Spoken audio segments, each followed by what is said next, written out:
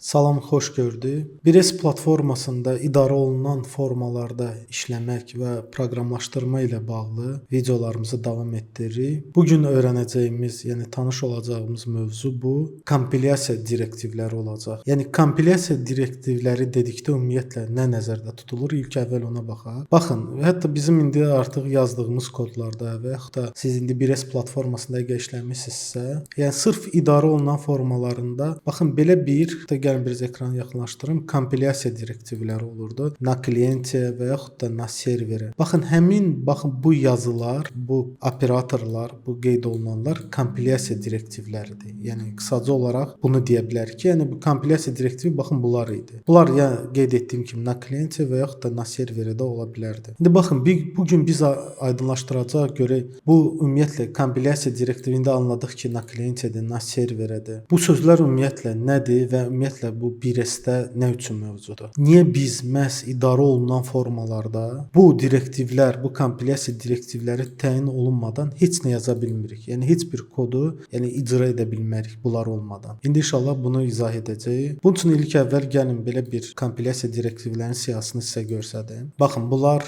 qeyd etdiyim kimi na klientə, na serverə bez kontekstdə, na klientə, na serverə bez kontekstdə, bir də na klientə, na serverə. Baxın, bu kompilyasiya direktivləri, yəni sırf, yəni ki, əsas kompilyasiyalardır. Yəni bu bizim modullarda yazdığımız proqramlar üçün, proqram kodları üçün təyin olunan kompilyasiya direktivləridir. İndi biz bu direktivlərin hər biri barədə ətraflı danışacağıq, amma əvvəlcə gəlin ümumilikdə bu direktivlərin nə üçün lazım olduğunu izah edək. Gəlin yenidən bir dəqiqəlik olsa da konfiquratorumuza qayıdaq. Baxın, bizim indi bu prosedur və ya funksiyadan əvvəl bu direktivi yazırıq. Məsələn, bizim indi bu halımızda na klientədir. Baxın, bu na klientə, bu direktiv nə deməkdir, nə sayılır? Onu qeyd etdikdə. İdarə olunan formalarda bu qeyd olunan direktiv onu göstərir ki, bu kod harada işləməlidir. Yəni əgər na klientə yazılıbsa, bu o deməkdir ki, bu kod, burada yazılacaq kod istifadəçinin kompüterində icra olunacaq. Yəni bu nə deməkdir? Gəlin hətta istifadəçi rejimində açaq. Baxın, bizim yəni ki, Bires platformasına qoşulan istifadəçimiz ya məlumat bazası serverdə olur, ya istifadəçinin istifadə etdiyi ADNS, yəni ki, bu istifadəçi rejimində açdığı proqram isə onun kompüterində ola bilər və o serverə qoşula bilər. Və na klientə dedikdə isə bu onun kompüterində hər hansı bir baxın formanı açdığı zaman bu formanın özündə baş verən, yəni proqram kodu icra olunan hər hansı bir prosedur, funksiya, baxın o nəzərdə tutulur. Na klientə, yəni klient tərəfdə, istifadəçi tərəfdə. Yəni hal-hazırda istifadəçi indi formanı açır hər hansı bir obyektin, elementin, sənədin. Baxın, bu formada olan fərqli rekvizitlər var. Onların dəyişiklikləri, onların misal üçün bu formada hər hansı bir hadisə baş verərsə, misal üçün nəsə əlavə etdiyi bura. Tutaq ki, baxın bu əlavə olunan bu formanın özündə icra olunan kodlar var. Hansı ki, server tərəfdə deyil, sırf istifadəçinin kompüterində. Əgər istifadəçi misal üçün qoşulubsa, tutaq ki, serverə, bir məlumat bazası serverdə yerləşir. İstifadəçi də öz kompüterindən serverə qoşulur və bazada işləyir. Və o bazadan əldə etdiyi bu məlumatda onun formasının içində açılır və formada baş verən bütün hadisələr bir növ klient tərəf sayılır. Yəni ki, baxın, bu na klientə direktivində də baş verən hadisələrdir. Hansı ki, konfiquratorda da bu kompilyasiya direktivi ilə təyin olunur, qeyd olunur. Və bizdə də ən əsas kompilyasiya direktivlərindən, yəni mühüm bilməli olduğumuz baxın bu ikisidir. Na klientə, bir də na serverdə. Ən çox bunlar istifadə olunur. Yəni klient tərəfdə icra olunan kod, qeyd etdiyim kimi istifadəçinin baxın bu formasında, interfeysində olunan dəyişikliklər, ümumiyyətlə onun kompüterində baş verən hadisələr, bir də server tərəfdə, bir növ backend, arxa tərəfdə baş verən. Gəlin ilk əvvəl burada, yəni bu anda ümumiyyətlə bu direktivlər nə üçün yaradılmışdı və əsas məqsəd nədir, onu qeyd edək. Əsas məqsəd də odur ki, serverin, yəni yüklənməsinin azaldılması və ümumiyyətlə idarə olunan formalarda işləyərkən daha optimal kod yazmaq imkanı yaratmaqdır. Məsələn, bu bizim Tonki klient rejimində hansı ki qeyd etmişdik ki, istifadəçinin, yəni açdığı Biresin, yəni onun qarşısına çıxan interfeys müxtəlif rejimlərdə işləyir. Bu Tonki klient ola bilər, Toast klient ola bilər, yəni web klient ola bilər, bilər, yəni web interfeysdə ola bilər, brauzerdə ola bilər. Baxın, həmin bu rejimlərdən də asılı olaraq əgər klient tərəfdə də baş verən hadisələr bu idarə olunan formalarda mütləq şəkildə bu direktivlərlə təyin olunurlar. Yəni tutaq ki, proqram kodumuzun əsas hissəsi server tərəfdə icra olunur və orada hər hansı bir məlumatlar əldə edilir və nəticələr isə baxın istifadəçinin bu formada onun qarşısına çıxır və klientə görünür. Yəni belə sadə qısa formada da desək, na klientə və na serverə bu direktivləri, yəni web browser misalında bunu yəni müqayisə edə bilərik. Məsələn, bu Google Chrome var, Internet Firefox var. Yəni onları müqayisəyə gətirə bilərik. Hətta gəlin belə bir web browserımızı da açaq və hal-hazırda görürsünüz ki, qarşımızda bir səhifə də açılıb, şəkillər var, yazılar var və mausu yaxınlaşdırdıqda hər hansı bir elementin üzərinə hansı bir dəyişiklik olur. Hansısa bölmələrə keçə bilirik buradan. Baxın, bu bütün fikir versə, bu mənim qarşıma çıxan web browserdə bu bir növ klient tərəfdir, istifadəçi tərəfdir. Mənim kompüterimdə icra olunan bu browserin içindəki koddur. Hətta girsək belə koda baxsaq, görürük ki, HTML-də və ya da JavaScript-də yazılmış bir koddur. İstifadəçi tərəfdə icra olunur. Amma əslində isə server tərəfdə, yəni mən tutaq ki, bu YouTube saytıdır, Google-dur. Öz istifadəçi adımı, parolumu yazıram, daxil oluram və məlumatları serverdən alıram. Və serverdən alınıb gələn nəticələr mənim qarşımda brauzerdə formalaşır. Baxın bu şəkildə. Yəni na serverə bir növ məlumatlar sayt üçün hostingdən alınır. Na klientə isə bu artıq bizim qarşımıza, yəni istifadəçinin qarşısına çıxan baxın budur. Yəni ADNS-də də baxın bu şəkildədir. Server tərəfdə məlumatlar əldə olunur, yazılır misal üçün na serveri direktivi ilə. Baxın bu direktivdə və əldə olunan məlumatlar sonra istifadəçinin qarşısına baxın bu direktivdə çıxır. Yəni kod və bu na klient direktivində də yazılan kodlar hamısı baxın bu istifadəçi tərəfdə, yəni brauzerdə olduğu kimi formanın özündə icra olunur. Beləliklə də biz buradan başa düşürük ki, bizim üçün əsas vacib olan kompilyasiya direktivləri bu na klient və na server bunlardır. Tez-tez istifadə olunan digər başqa bir direktiv isə baxın bu na serveri bez kontekstda. Yaxşı, na serveri na klientə anladıq. Bəs bu na serveri bez kontekstda nə deməkdir? Yəni onun özəlliyi nədir? Bu isə, yəni bu direktiv na serveri bez kontekstda forma daxili olan, yəni ki, forma daxilində olan bütün məlumatları serverə daşımaq üçün istifadə olunur. Yəni ki, əgər biz burada həmin direktivdən istifadə edərək müəyyən kod yazsaq, bizim bu formamızın daxilində olan elementlərə, yəni əlimiz çatmayacaq. Yəni formanı bir növ serverə daşımadan, serverə misal üçün hər hansı bir adi sadə parametr ötürməklə. Yəni ki, biz əgər bu direktivi istifadə etsək, bizim formamızda biz artıq bilirik ki, indi bu abrabotkamızın formasıdır. Burada sən deyən obyektlər yoxdur. Burada bizim rekvizitlərimiz, elementlərimiz ola bilərdi. Yəni birbaşa na serverə müraciət etsək bu direktivlə, bu zaman formamızın bütün elementləri server tərəfində də əlçatan olacaq. Yəni formanın özü belə içindəki obyektləri ilə keçəcək. Ancaq na serveri bez kontekstdanı biz bunu işləsək bu direktivi, bu zaman bizim formamızın heç bir elementi getməyəcək serverə. Və serverdə icra olunan kodumuzda bir növ buradakı rekvizitlər, elementlər, yəni ki, əlçatan olmur. Yəni sadə parametrləri göndərə bilərik. Bu da nə üstünlük verir? Bir növ biz serveri yenə də yükləmiş olmuruq. Yəni bu formanın kontekstindən kənar müraciət edirik serverə. Yəni serverə yüngül bir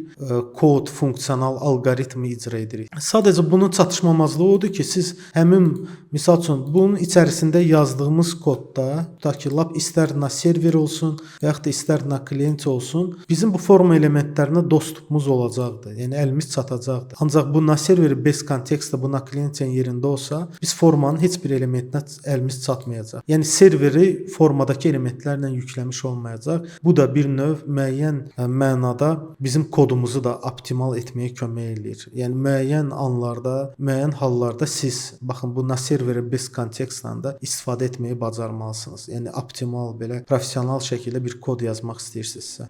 Bu səbəbdən də biz 1S-də, yəni platformada ən çox istifadə edəcəyimiz əsas kompilyasiya direktivləri bu ikisi və lazım olanda da müəyyən anda serveri yükləməmək üçün əlavə bir funksiya yazanda naserverə best context direktivini, yəni ki, qeyd eləyib proqram kodumuzda istifadə edə bilərik. Bəs 1S platforması özü bu haqqda nə deyir? Yəni platformanın özünə görə də mümkün qədər çox kodu biz server tərəfdə icra etməliyik. Yəni ki, bu məlumatları əldə etmək olsun, müəyyən bazada dəyişikliklərin edilməsi ilə bağlı və bu məntiqlidir. Və nəticəni, yəni serverdə əldə etdiyimiz nəticəni isə alınmış dəyərləri, məlumatları isə bizim formamıza ötürmək lazımdır. Yəni ki, bu nakliyenti tərəfə, bu formanın özünə, yəni istifadəçinin tərəfdə bu kodda əldə olunan nəticələri bura ötürmək, bura gətirmək lazımdır bir növ. Deməli indi bir daha da açaq bu siyahımızı və burada qeyd eləyək. Nakliyenti bu direktiv klient tərəfdə icra olunur. Yəni o klient tərəfdə olan prosedur və funksiyaları təyin eləyir. Naserver isə serverdə işləyənləri. Baxın bu naserverdə, bir də naserver best context ilə formanın kontekstindən kənar olaraq, yəni formada olan elementlər nəzərə alınmadan, onlar yəni ki, serverə bir növ onlara əl çatmaz olaraq, yəni bu kontekstdən ki, formanın kontekstindən kənar olaraq server tərəfi, yəni çağırılması və orada hər hansı bir kodun icra olunmasıdır. Və biz orada müəyyən belə sadə parametrlər göndərə bilərik. Yəni bu özü də, bu best context-dan özü də müəyyən mənada serverə yüklənməni azaldır və beləliklə kod daha da optimal olur. Çünki biz formadakı bütün məlumatları serverə daşımamış oluruq. Sadəcə parametrləri ötürürük və serverdə də hesablamalar misal üçün aparılır və sonra da nəticə yenidən klient tərəfə qayıdır. Və əgər bu cür bir sadə bir funksional üçün bütün formanı serverə göndərmək bu optimal, qeyri-peşəkar olardı. Bu səbəbdən çalışmaq lazımdır ki, bu naserveri best context-da bu direktivdə də olan proqram kodunu, yəni funksiyaları onunla da. Baxın burada nakliyenti, naserveri ki biz indi göstərəcəyik də indi nümunə olaraq. Naserver best context-dan da istifadə etmiş olaq. Və bir daha da qeyd edirəm ki, 1S-də proqramlaşdırmaya başladığımız zaman, yəni əsasən də idarə olunan formalar bu əsas 3 direktivə, yəni bu əsas 3 direktivə mütləq diqqət yetirməliyik. Nakliyenti, naserverə, bizdə naserveri best context-da. Yəni ən çox qarşılaşacağımız və istifadə edəcəyimiz də direktivlər, yəni kompilyasiya direktivləri bunlardır. İndi isə gəlin baxaq bu digər, bu 2 nakliyenti, naserverə best context-da, bir də nakliyenti, naserverə. Bu direktivlər nədir? Bunların nə özəllikləri var? Bu, yəni ki, direktiv, misal üçün nakliyenti, naserver best context-da formanın modulunda yazılan və prosedurlar və funksiyaları təyin eləyir. Hansı ki, bu prosedur və funksiyalar həm klientdə, həm də serverdə icra olunurlar. Amma formanın, yəni qeyd etdiyimiz kimi, bu formanın daxilində olan rekvizitlərə, kontekstə dostluqları olmur. Yəni əl çatan olmur. Yəni ki, bu direktivdə yazılacaq kodlar, yəni funksiya və yaxud da prosedurlar ümumi modulların, yəni gələcəkdə indi ki biz option modulu, baxın belə bir bölmə var. Hansı ki burada ümumi modullar təyin eləyəcək həm klient üçün, həm server tərəf üçün. Bu ümumi kodlarla, yəni ümumi modullarla işləmək üçün nəzərdə tutulub. Həm klient və həm server tərəfdə. Və sonuncu bu nakliyenti, naserverdə, yəni bu best context-dan fərqli olaraq demək olar ki, eyni xüsusiyyətə malikdirlər bu ikisi. Nakliyenti, naserverə. Bu direktiv də komandaların modulunda yazılan, yəni prosedur və funksiyaları təyin eləyir. Hansı ki, qeyd etdiyimiz kimi həm klient, adından da görsənir, həm klient, həm server tərəfdə icra olunur və ümumi modulların server və klient funksiyalarına çıxış imkanı verir. Amma qeyd etdiyimiz kimi dəyişənlərə, kontekstə, yəni ki formada olan elementlərə çıxışı olunur. Baxın, bu qeyd etdiklərimiz ümid edirəm ki, kifayət eləyər.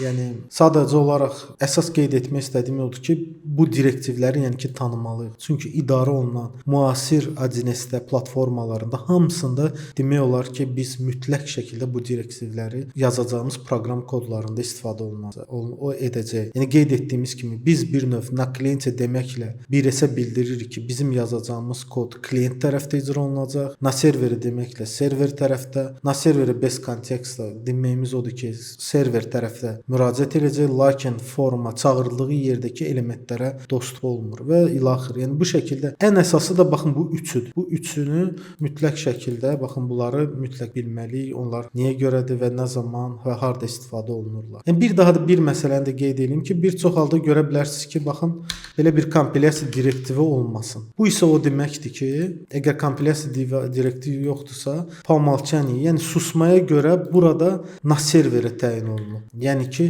əgər boş qoysanız, boş olanda o deməkdir ki, baxın bu na serverədir. Həmin bu direktivin içində çağırılır susmaya görə. Yəni boş olanlar o deməkdir ki, klient tərəfində deyil, server tərəfdə icra olunan proqram kodudur. Yəni bu şəkildə boş yazsaq biz. Gəlin qaytaraq eləlik. Pozmayaq, bu bizim standart start düyməmizin komandası proseduru idi. Yəni qeyd etdim ki, əgər bu olmasa bu deməkdir ki, burada yazacağımız kod, icra olunacaq kod server tərəfdədir. Beləliklə bu kompilyasiya direktivləri haqqında dediklərimiz bu qədər. Lakin istəyirəm bu videoda biz gəlin həm bu kompilyasiya direktivlərindən də istifadə edərək əsaslarından, na klientdən, na serverdən, həm funksiya və prosedur da istifadə eləyək, həm bundan qabaq keçdiyimiz massiv dövr operatorlarından da istifadə etməklə müəyyən bir praktiki iş görək, sadə bir praktiki iş görək və bir növ bu keçdiklərimizi, yəni ki, bu dərsə kimi keçdiklərimizi də biraz da möhkəmləndirək, həm də təkrar etmiş olarıq. İndi gəlin burada praktiki işimiz nə olsun, onu təyin eləyək. Gəlin elə bir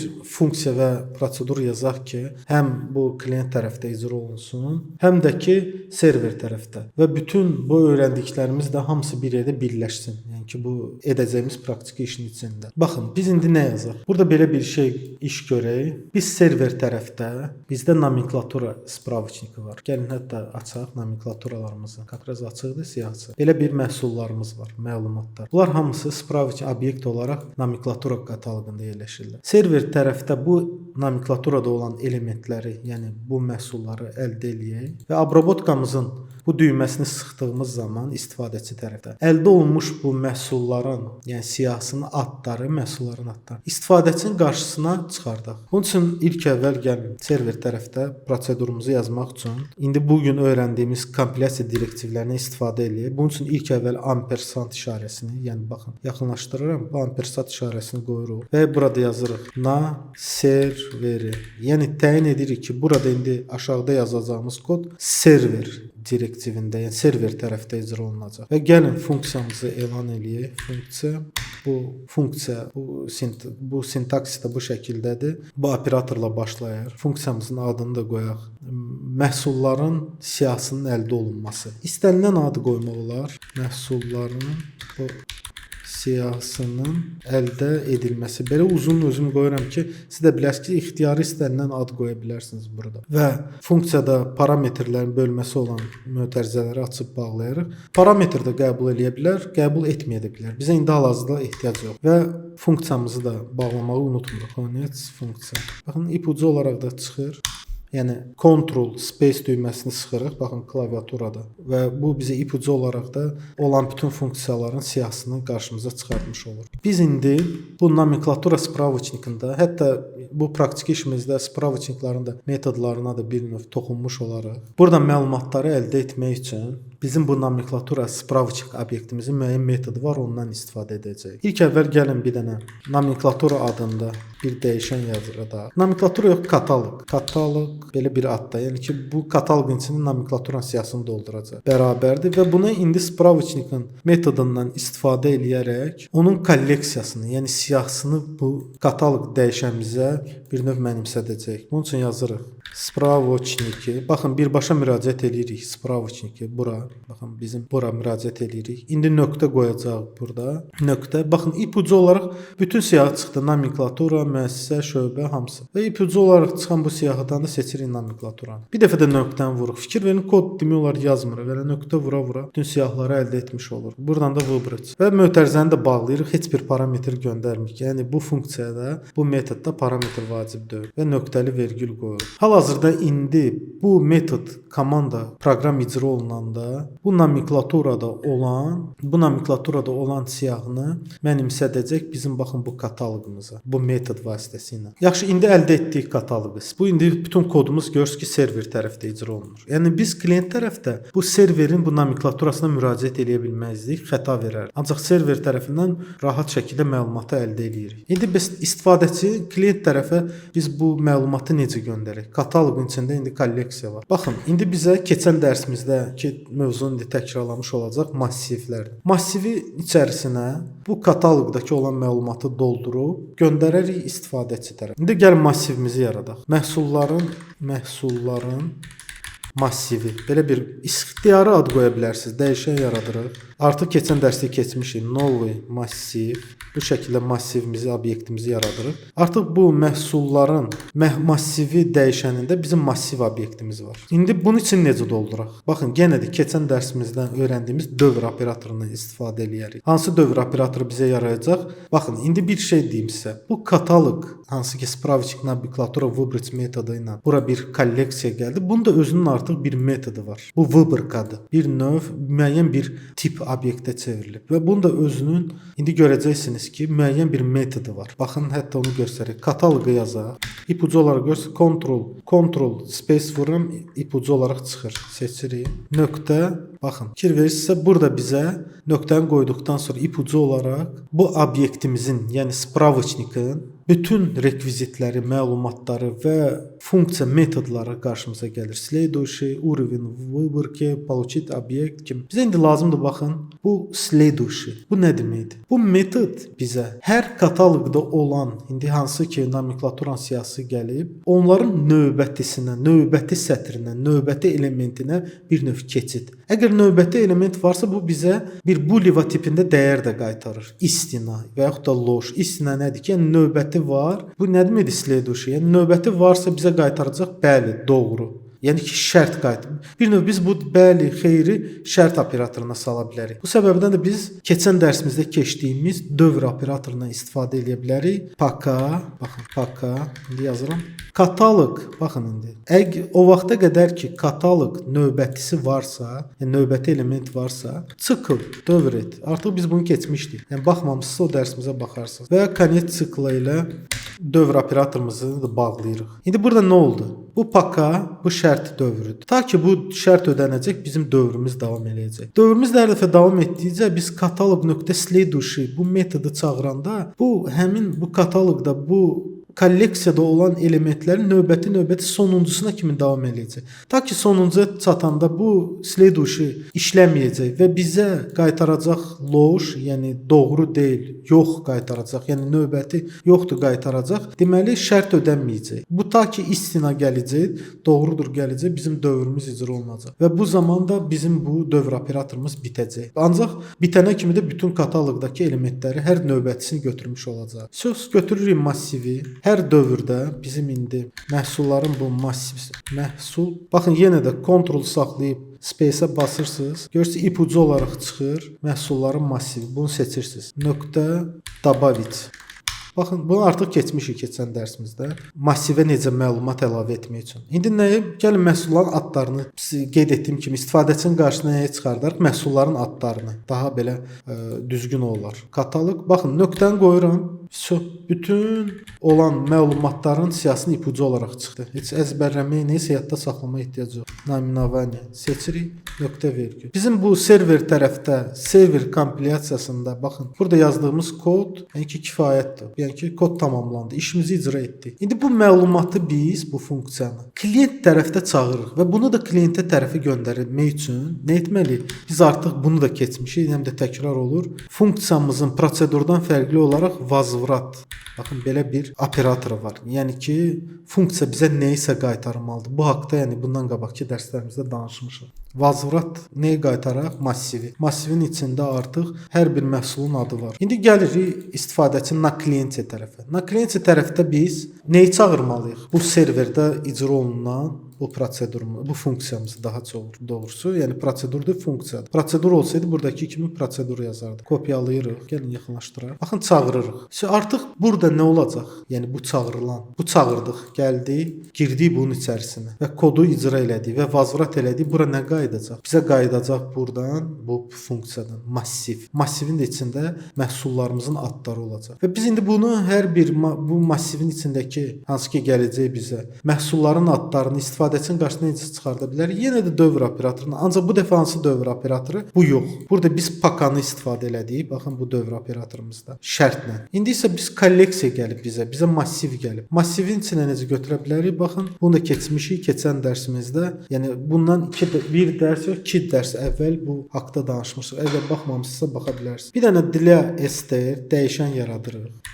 Dilə каждого, üzr istəyirəm, birinci. Hər biri üçün str is hardan? Bizim baxın bu indi bu funksiya ki çağırdıq, server tərəfdə icra olundu. Klient tərəfdən baxın çağırdıq bu funksiya, bu prosedurun içində. Bu prosedur da nə idi? Gəlin bir dənə də. Bizim bu düyməmizin basılan zamanı baş verdi klient tərəfdə. Baxın lap klient tərəfi də açaq, keçək bura. Baxın bu düymə, bu hansı ki basırıq, icra olunur, gəlir bu kod. Buradan da çağırırıq bu dövr operatorunun içərisində bu massivimizi. Yəni ki necə? Massivimizi deyirəm, üzr istəyirəm. Bu funksiyamızı və bu funksiyada bizə qaytaracaq massivi. Baxın bu massiv bizə gələcək. Və buradan da hər biri üçün sikl. Və sikl operatorunda bağlamağı da unutmuruq. Konec sikla.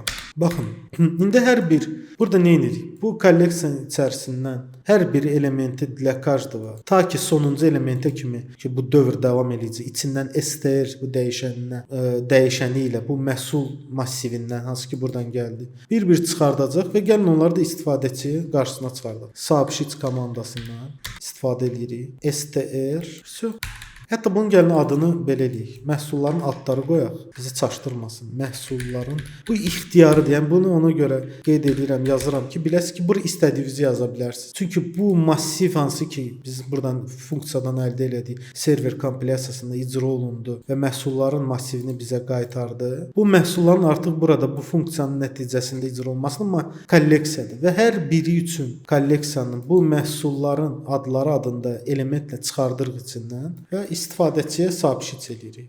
Yəni bu qədər. Bu da bizim bir növ praktik işimiz oldu. Gəlin test eləyək. Bazamızı yeniləyək, istifadəçi tərəfində açaq. Keçirik uçot alt sisteminə, servis, burada start və bizim start düyməmiz. Baxın, gördüyünüz kimi bütün məhsullarımızın siyahını əldə etmiş olduq. Divan, kreslo, mebel, şkaf, stol, nə qədər ki bizim məhsullarımız vardı. Baxın bu nomenklaturanın içində. Yəni bu sadə belə praktiki bir işimiz oldu. Yəni ki burada öyrəndiyimiz kompilyasiya direktivlərində istifadə elədik. Na klientə, bir də na server. Bu əsas ikisidir. Digər kompilyasiya direktivlərində yavaş-yavaş gələcəkdə də qarşımıza çıxdıqca lazım olan eyni funksiyonalı daşıyır. Sadəcə qeyd etdiyimiz kimi. Bura na serveri base context-də yazsaydıq bir növ. Əslində yaza bilərdik. Hətta gəlin bəlkə yazaq burada. Yaza da bilərik. Çünki baxın formanın heç bir rekvizitinə müraciət eləmirik. Gəlin praktik olsun. Na serveri adına bir daha da baxaq. Base context-də. Qoyun düzgün yazaq. Base fikir verin. Bu daha optimal olacaq. Context-də. Görə işləyəcək, heç bir xəta baş verməsə. Çünki formanın heç bir elementinə, onsuz da formamızda element də yox. Bu daha optimal kod olacaq. Biz indi bu kompilyasiyanın içərisində serverə heç bir forma ilə bağlı heç bir şey göndərmiş olmayacaq. Gəlin yoxlayaq görək nəticəni əldə edə bilirik ya yox. Yəni bu daha maraqlı oldu, həm də digər kompilyasiya direktivində istifadə etmiş olduq. Vururuq uçot alt sisteminə. Servis start. Gördünüz, heç bir daha sürətli işləmiş oldu. Yəni ki, formanın belə forma tərəfdən lazım olan, yəni ki, formanın olan heç bir elementini göndərmədən görürsüz daha sürətli, daha operativ şəkildə. Yəni daha belə optimal kod oldu. Hətta bunu da istifadə etmiş olduq. Yəni əsas qeyd etdiyimiz bu 3 kompilyasiya direktivlərinin üçünü də. Bunlar da dediyim kimi, hətta bunları belə istifadə edə bilərik. Gəlin yoxlayaq. Na klienti, na serveri. Gəlin yoxlayaq. Na klienti, na serveri base context xəta verdi. Çünki artıq bizim görürsüz bu spravitnikdə dostluğumuz yoxdur. Gördünüz xəta verdi. Yaxşı o birisini də yoxlayaq. Na klientə, na serveri. Qeyd etdiyim kimi bu ümumi modullar üçün. Yəni klient və option modullar hansı ki gələcəkdə öyrənəcəyik. Bu direktivlər sırf onlarda qeyd olunan klient tərəfində icra olunan və server tərəfində icra olunan funksiya prosedurlarla işləmək üçün nəzərdə tutulur. Na klientə, na serveri gəlin onu da yoxlayaq. Məncə bu da işləməyəcək. Görək xəta verir ya. Xətanı yoxlamaq üçün baxın bu işarənin üzərinə çıxırsınız. Görürsüz dostluq yoxdur. Ancaq na klientə də və sırf na serverin özünü saxlasaq, baxın bizim başqa bir dəyişənlərə, məlumatlara dostluğumuz olur. Gördüyünüz kimi heç bir xəta vermədi. Sintaksis, ошибка не обнаружена. Baxın bu şəkildə. Ümid edirəm ki, bu dərsimiz sizin üçün də maraqlı oldu və köhnə dərsimizdə də keçdiklərimizi həm təkrarlamış olduq, həm kompilyasiya direktivlərini də daha yaxından öyrəndik. İnanıram ki, siz də başa düşdünüz bunlar nə üçündür və niyə görə istifadə olunur 1S-də. Yəni əsasən də idarə olunan formalarda. Köhnə 1S-lərdə ümumiyyətlə belə bir kompilyasiya direktivləri təyin belə olunmurdular. Platform özü təyin edirdi ki, hansını klient tərəfində icra eləsin, hansını server tərəfdə. Ancaq indi müasir bu idarə olunan formalarda isə biz özümüz təyin edirik. Bizim yazacağımız kod harda idarə olunsun, icra olunsun. Ya server tərəfdə, ya da ki istifadəçinin bu formaların özündə. Məsəl üçün tutaq ki, bu formada içindəki koda, bir növ web browser kimi, HTML kod. Baxın bu şəkildə. Beləliklə bu dərsimizi də inşallah burada tamamlamaq istəyirəm. Ümid edirəm ki, bu dərsimiz faydalı oldu. Həmişəki kimi videonun sonunda sizlərdən bu videolarımızı bəyənməyi, kanala abunə olmağı, öz fikirləriniz, rəyləriniz, suallarınız varsa videonun şərh bölməsində qeyd etməyinizi istərdim. Sağ olun, uğurlar.